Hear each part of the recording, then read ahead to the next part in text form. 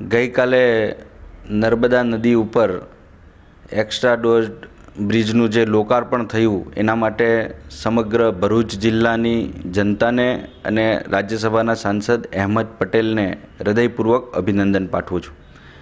અહેમદ પટેલનું આ બ્રિજની પાછળ ખૂબ મોટું યોગદાન છે.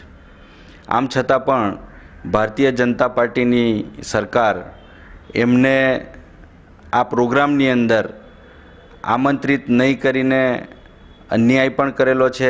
એ અહેમદ પટેલની સાથેનો અન્યાય નથી, પણ ભરૂચ જિલ્લાની જનતા સાથેનો અન્યાય છે.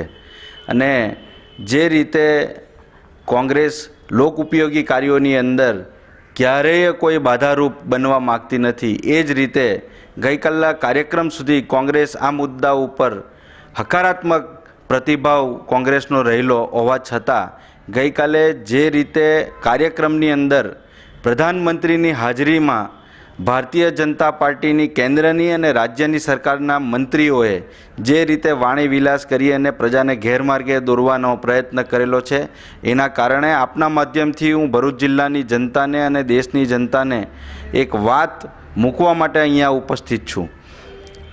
જે રીતે જૂઠાણું ફેલાવવામાં આવે છે કે એનડીએની સરકાર આવ્યા પછી લાર્સન એન્ડ ટુબ્રો કંપનીને આ આખો પ્રોજેક્ટ ફાળવવામાં આવ્યો અને ખૂબ ટૂંકા ગાળાની અંદર આ કાર્યને પૂર્ણ કરવામાં આવ્યું. એ વાત સાચી છે કે લાર્સન એન્ડ ટુબ્રોએ ખૂબ જ ટૂંકા સમયની અંદર આ આખો જે બ્રિજ છે એ ઊભો કરી દીધો. એના માટે એની કંપનીના કર્મચારીઓને અને સંચાલકોને પણ અભિનંદન આપવા જોઈએ. પણ જે રીતે ગેરમાર્ગે પ્રજાને દોરી અને ભારતીય જનતા પાર્ટીના લોકો એમ પ્રસ્થાપિત કરવા માગે છે કે આ ભાજપ આવ્યા પછી આખું રીટેન્ડરિંગ કરીને પ્રક્રિયા હાથ ધરવામાં આવી છે, એ નરું જૂઠાણું છે. હકીકત એ છે કે આ આખો પ્રોજેક્ટ યુપીએની સરકારની અંદર અહેમદ પટેલના પ્રયત્નોથી 2011ની અંદર નક્કી કરવામાં આવ્યો અને ત્યાર પછી હિન્દુસ્તાન કન્સ્ટ્રક્શન કંપનીને આ ટેન્ડર મળ્યું અને એ કંપની કામ સમયસર પૂરું નહીં કરી શકી. એના કારણે તત્કાલીન કેન્દ્રની યુપીએ સરકારે જ એને બ્લેકલિસ્ટ કરી અને ત્યાર પછી તાબડતોડ આ આખો પ્રોજેક્ટ જે છે એ ઈપીસી મોડ ઉપર અહેમદ પટેલના પ્રયત્નોથી બજેટની અંદર ફાળવણી કરીને એ આખો પ્રોજેક્ટ મંજૂર કરવામાં આવ્યો. અને ફેબ્રુઆરી 2014ની અંદર કે જ્યારે પણ યુપીએની સરકાર કેન્દ્રમાં હતી, એમણે લાર્સન એન્ડ ટુબ્રો કંપનીને એલએનટીને આ કાર્ય પૂર્ણ કરવા માટે 30 મહિનાનો સમય આપ્યો અને લાર્સન એન્ડ ટુબ્રોએ એ સમયગાળાની અંદર નિયત સમયની અંદર આ આખો બ્રિજ છે એ ઊભો કરી અને રાષ્ટ્રને સમર્પિત કર્યો છે. એના માટે જો કોઈ ગૌરવ લઈ શકે તો એ ભરૂચ જિલ્લાની જનતા આજે લઈ શકે એમ છે. એમાં ભારતીય જનતા પાર્ટીના લોકોએ જે ખોટો યશ લેવાનો પ્રયત્ન કરેલો છે એ ખૂબ જ નિંદનીય છે. આમાં સરકારના પૈસા છે, સરકારે બજેટની અંદર જોગવાઈ કરેલી છે. આખો પ્રોજેક્ટ ઈપીસી મોડ ઉપર છે અને એના કારણે હું માનું છું કે ટોલ ટેક્સની પણ જે વાતો ભ્રામક ફેલાવવામાં આવી રહેલી છે, પણ આ આખા પ્રોજેક્ટની અંદર કેન્દ્રની યુપીએ સરકારે અને અહેમદભાઈના પ્રયત્નોથી આ જે પ્રોજેક્ટ ઈપીસી મોડ ઉપર થયેલો છે ત્યારે ટોલ ટેક્સની કોઈ વાત જ આવતી નથી. આખો પ્રોજેક્ટ જે છે એ પ્રોજેક્ટની અંદર ભાજપના લોકો ખોટો યશ લેવા માટેનો પ્રયત્ન કરે છે. ત્યારે હું એમને પૂછવા માગું છું કે રાજ્યની અંદર 25 વર્ષથી ભાજપની સરકાર છે અને ગોલ્ડન બ્રિજની પેરેલલ બ્રિજની વાતો વર્ષોથી ચાલતી આવતી હતી, વર્ષોથી માગણી હતી. ટ્રાફિકની સમસ્યા ગોલ્ડન બ્રિજ ઉપર વર્ષોથી છે. તો ભારતીય જનતા પાર્ટીની કાર્યદક્ષ અને ગતિશીલ સરકાર 25 વર્ષથી કેમ ઊંઘતી હતી?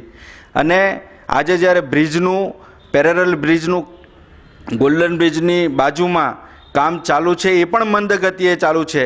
મેં પણ આરએનબી વિભાગની અંદર અને સરકારની અંદર વખતો વખત રજૂઆત કરેલી છે અને માત્ર 14 મહિનાનો સમય હવે બાકી છે. ત્યારે 14 મહિનાના સમયગાળાની અંદર આ બ્રિજ કઈ રીતના ઊભો કરવા માગે છે રાજ્ય સરકાર, એ કરીને બતાવે તો રાજ્ય સરકાર પણ અને ભારતીય જનતા પાર્ટીની જે સરકાર છે એ કેટલી કાર્યદક્ષ છે એ આપણને ખ્યાલ આવશે.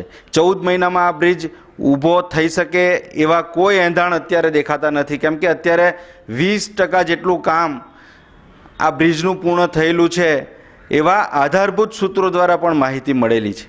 અને મેં આરટીઆઈ પણ કરેલી છે, વખતો વખત કાગળો પણ લખેલા છે, પણ એનો પણ આરએનબી તરફથી કોઈ અત્યાર સુધીમાં પ્રત્યુત્તર મને મળેલ નથી.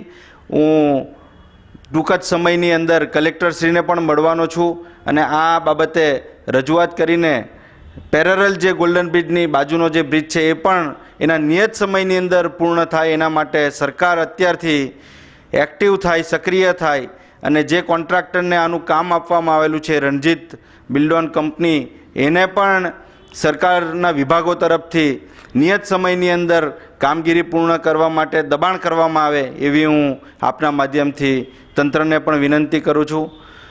ખાસ ગઈકાલે જેનો ઉલ્લેખ પ્રધાનમંત્રીએ પણ કર્યો કે ભાડભૂત વિયરકમ કોઝવે એ વર્ષો જૂની માગણી છે આ જિલ્લાની અને એના કારણે લાખો રૂપિયાનું નુકસાન ખેડૂતોએ પોતાની મહામૂલી જમીનની અંદર આ ખારા પાણીના બેકવોટરના કારણે ક્ષાર આવવાથી જમીનો ગુમાવી ધોવાણ થયું અને એના કારણે જે નુકસાન આર્થિક આ વિસ્તારના અને આ જિલ્લાના ખેડૂતોને થયેલું છે એ ન કલ્પી શકાય એટલું નુકસાન થયેલું છે.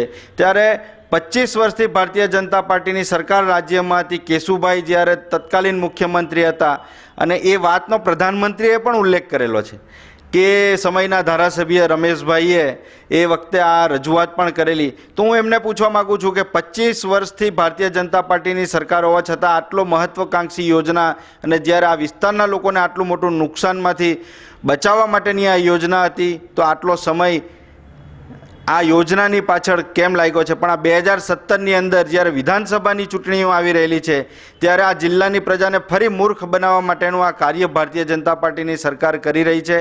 4000 કરોડનો આ પ્રોજેક્ટ છે અને 4000 કરોડની પ્રોજેક્ટની પાછળ માત્ર 100 કરોડની જોગવાઈ આ બજેટની અંદર કરેલી છે, એ પણ છેતરામણી છે. અને 100 કરોડની બજેટની જોગવાઈ મને જ્યાં સુધી ખબર છે ત્યાં સુધી જે ટોટલ કોસ્ટ છે એના 15%થી નીચેની જોગવાઈ હોય તો એ કામગીરી સરકાર પૂર્ણ કરી શકવાની નથી. ત્યારે આ માત્ર ભ્રામક વાતો, જે રીતના 2012ના ચૂંટણીના જે ઢંઢેરા હતા એની અંદર પણ કેટલીક વાતો કરેલી છે જે આજે પણ ક્યારેય ભારતીય જનતા પાર્ટીને પૂરી કરી શકી નથી. ત્યારે એ 2012ના ચૂંટણી ઢંઢેરાઓને પણ લોકોએ યાદ કરાવવા પડશે ભારતીય જનતા પાર્ટીને ને એનો હિસાબ માગવો પડશે. માત્ર ભ્રામક વાતો ફેલાવીને ગેરમાર્ગે દોરીને પ્રજા પાસેથી મત લેવા માટેનું આ કૃત્ય ભારતીય જનતા પાર્ટીની સરકાર કરી રહેલી છે એમ કહીએ તો પણ ખોટું નથી.